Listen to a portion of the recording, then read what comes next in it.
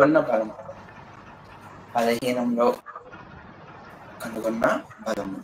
అయితే న్యాయాధిపతులు 6వ అధ్యాయము 1-10 ఏమంటుందంటే, ఇశ్రాయేల్ ప్రజల్ని దేవుడు మిద్యానీయులకి అప్పచెప్తారు 7 ఏళ్ళు. వాళ్ళు మిద్యానీయులు 7 ఏళ్ళు కొంచెం శ్రమ పెడతారు ఇశ్రాయేల్. అప్పుడు ఇశ్రాయేల్ దేవునికి మొరపెట్టినప్పుడు దేవుని మొరపెట్టినప్పుడు ప్రవక్తను పంపించి, మీరు ఈ తప్పు చేశారు, ఈ తప్పు చేయడం వల్ల మీరు ఇలా జరిగింది అని చెప్పి ఆ తర్వాత ఆ ప్రాబ్లమ్ సాల్వ్ చేస్తున్నారు. అయితే ఈ రోజు మనం ఏం తెలుసుకోబోతున్నాం అంటే, బలహీనతో కూడి కనుగొన్న బలము. అంటే మన బలహీనతలో మనకి బలం వస్తుంది. ఎలా అంటే దేవుణ్ణి అడిగాం. చూడండి, పౌలు గారు అంటారు 2 కొరింథీ 12వ అధ్యాయము 10వ వచనం. 2 కొరింథీ 12వ అధ్యాయం 10వ వచనం. నేనెప్పుడు బలహీనుడను అప్పుడే బలవంతుడను. కనుక క్రీస్తు నిమిత్తము నాకు కలిగిన బలహీనతలోను, నిందలలోను, ఇబ్బందుల్లోను, హింసల్లోను, ఉపద్రవంలోను నేను సంతోషించుచున్నాను. పౌలు గారు ఏమంటారంటే, నేను ఎప్పుడైతే బలహీనుడిగా ఉంటానో అప్పుడే బలవంతుని. యేసు ప్రభు వారు నాకు ఎటువంటి బలహీనలో సిచ్యువేషన్ లో ఉన్నప్పుడు ఆయన నాకు బలము ప్రసాదిస్తాడు. అంటే నీవు ఈ రోజు మనము బలహీన స్థితిలో ఉన్నామంటే మన బలహీనతల నుండి బలము సమకూర్చే దేవుడు మన దేవుడు అన్నమాట. అలాగే ఎన్ని ఇబ్బందులు, నిందలు,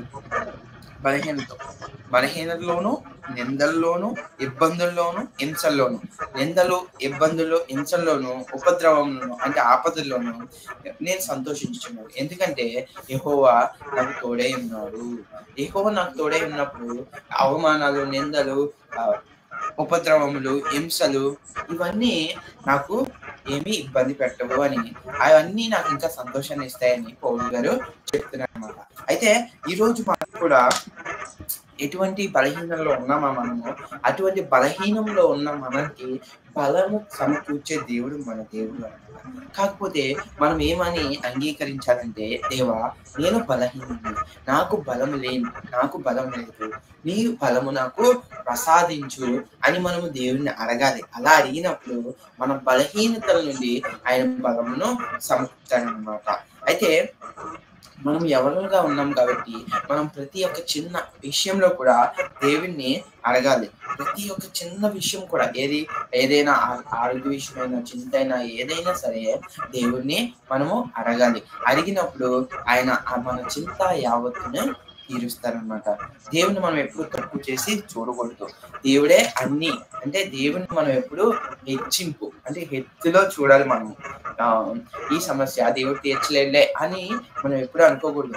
ఏ సమస్య అయినా, అది చిన్నదైనా పెద్దదైనా, యేసయ్య సమస్య తీర్చలేని సమస్య అంటూ ఈ లోకంలో లేదు, రాదు కూడా. ఎటువంటి సమస్య అయినా సరే ఆయన తీరుస్తారు ఖచ్చితంగా. మనం దేవుని అడగాలి. మన బలహీనత ఎటువంటిదైనా దాని నుండి బలముని సమకూర్చే దేవుడు. అయితే మానవ సహజంగా మానవులకి అందరికీ ఏదో గర్వం అన్న ఉంటుంది, అసూయ అన్న ఉంటుంది. ఈ రెండు కూడా ఉండొద్దని దేవుడు తెలియజేస్తున్నాడు. మనలో గర్వం అనేది ఉండకూడదు, అసూయ అనేది ఉండకూడదు. మనము ఈ లోకంలో దేవుడు వచ్చి గర్వపడలేదు, అసూయ పడలేదు. ఆయన అయితే ఈ లోకంలోనే జీవించారు. ఈ లోకంలో పుట్టారు, మానవులుగా అలాగే జీవించారు. ఆయన గర్వము, అసూయ పడలేదు కదా, ఆయన చేసి చూపించారు. అలాగే మనకు కూడా చెప్తున్నారు, గర్వపడకండి, అసూయ పడకండి అని. మనం ఆ రెండు కూడా పడకూడదని దేవుడు తెలియజేస్తున్నాడు అనమాట.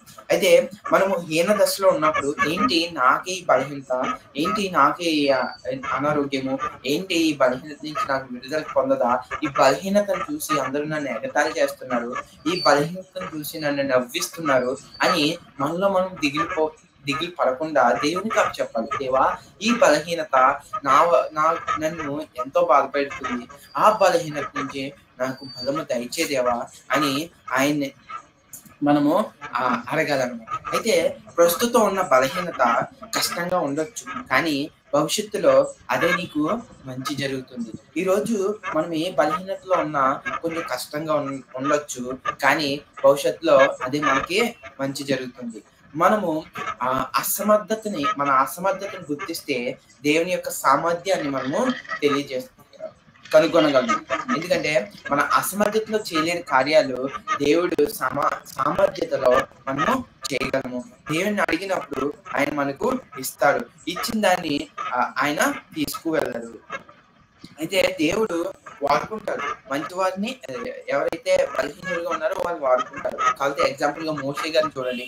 నెత్తివాడిని మోషే, నేను నోటి మాంద్యత గలవాడిని దేవా, నేను ఎలాగా వీళ్ళందరినీ నడిపించగలను అని దేవుడు అంటే, నేను వాడుకుంటాను అని దేవుడు వాగ్దానం ఇస్తాడు. అలాగే పేతురు గారిని, నేను పాపిని, నేను ఎందుకు పనికిరాని వాడిని, నన్ను నా దగ్గరికి నువ్వు రాకు, నా పాపం నీకు అనుకుంటుంది అంటే ఏసీ ఏమంటారు తెలుసా, పేతురు నువ్వు నాతో రా, నిన్ను మనుషులు పట్టే చాలగా తయారు చేస్తాను అని దేవుడు చెప్తారనమాట.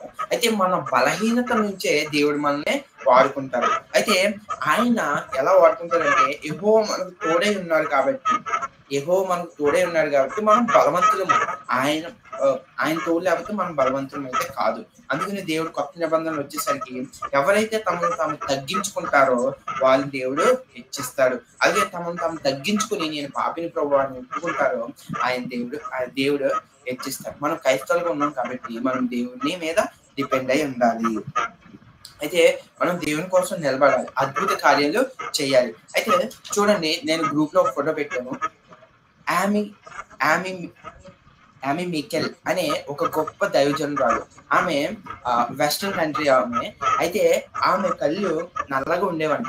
అయితే వెస్ట్రన్ కంట్రీస్ లో కళ్ళు చాలా బ్లూ కలర్ లోను డిఫరెంట్ కలర్స్ లో ఉంటాయి, కానీ అక్కడ నల్లుగా ఉంటాయి. ఆ కళ్ళు నలుపుని చూసి, ఆ బలహీనతను చూసి వాళ్ళ ఫ్రెండ్స్, ఏంటి నువ్వు ఇలా ఉన్నావు, నీ కళ్ళు ఏంటి ఇలా ఉన్నాయి, ఏంటి నీ ప్రవర్తన ఏంటి, నీ యొక్క బిహేవియర్ ఏంటి అని చాలా ఇబ్బంది పెట్టేవారంట.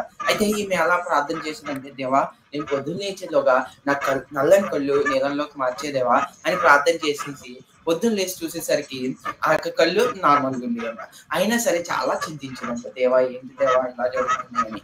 అయితే ఆమె ఒకరోజు మిషనరీ కోసమని మన ఇండియాకి, భారతదేశానికి వెస్ట్ బెంగాల్కి వచ్చారు, కలకత్తాలో.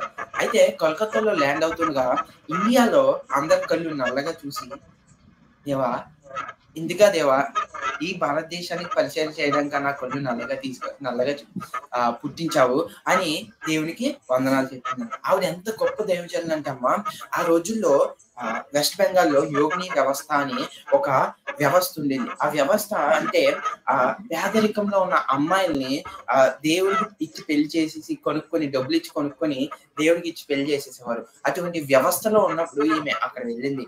ఈమె అప్పుడు ఏం చేస్తుందంటే వాళ్ళందరినీ కాపాడేది అనమాట. ఎలా అంటే ఇప్పుడు చూడండి, యోగిని వ్యవస్థలో ఉన్న వాళ్ళ అమ్మాయిల్ని, అంటే పేదలో ఉన్న వారిని కొనేసి ఆ అమ్మాయిలు దేవుడికి ఇచ్చి పెళ్లి చేస్తే వాళ్ళు విపరీతంగా వాళ్ళని మానసికంగా గాను శారీరకంగాను చాలా హింసించేవారు అనమాట. అది చూడలేక ఈమె ఎలా అంటే, వెస్ట్రన్ వాళ్ళు కొంచెం తెల్లగా ఉంటారు కదా, ఈమె ఇండియన్ గా తయారయ్యి, ఎలా అంటే చీర కట్టుకొని తయారయ్యి, ఆ కళ్ళు నల్లగా ఉన్నాయి కాబట్టి చూసుకుంటాను, దేవా నేను ఉన్నాయని మార్చుకోగలను కానీ నా కళ్ళు మార్చుకోలేను కదా, నా కళ్ళుని నల్లగా పుట్టించినందుకు వందనాలు అని తెలియజేసి ఆవిని ముఖంకి కాఫీ పౌడర్ రాసుకొని, అంటే ఇండియన్ లా కనబడాలని కాఫీ పౌడర్ రాసుకొని, ఎవరైతే అమ్మాయిని అమ్మేస్తున్నారో ఆ అమ్మాయిని దగ్గరికి వెళ్ళి ఆ అమ్మాయిని ఈమె కొనుక్కొని చారదీసి ఆవిడకి ఎంతో మంది అమ్మాయిల్ని కాపాడిన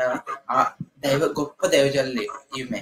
అంటే ఆ యోగిని వ్యవస్థ అని మొత్తాన్ని బలయ్యే చాలా మంది ఆడపిల్లల్ని ఈమె కాపాడింది. అంటే ఆమె బలహీనతను ఏడిపించిన వాళ్ళ ఫ్రెండ్స్ అందరూ కూడా మర్చిపోయి ఉంటారు. ఎందుకంటే ఎంతో మంది అమ్మాయిల్ని ఆమె సేవ్ చేసింది అనమాట. ఎంతో మంది అమ్మాయిల్ని ఆమె సేవ్ చేసింది. ఎంత గొప్ప దైవజనురాలు అంటే, అంత గొప్ప దైవజనురాలు అనమాట ఆమె. ఆమె గురించి ఎంతో మంది గొప్పగా చెప్పుకుంటారు. అంటే ఈ రోజు మనలో ఎటువంటి బలహీనత ఉన్నా, అటువంటి బలహీనత ఏదైనా ఉంటే దాన్ని దేవుడు మనల్ని బలంగా వాడుకుంటారనమాట. మన బలహీనతను చూసి మనము చింతించకూడదు.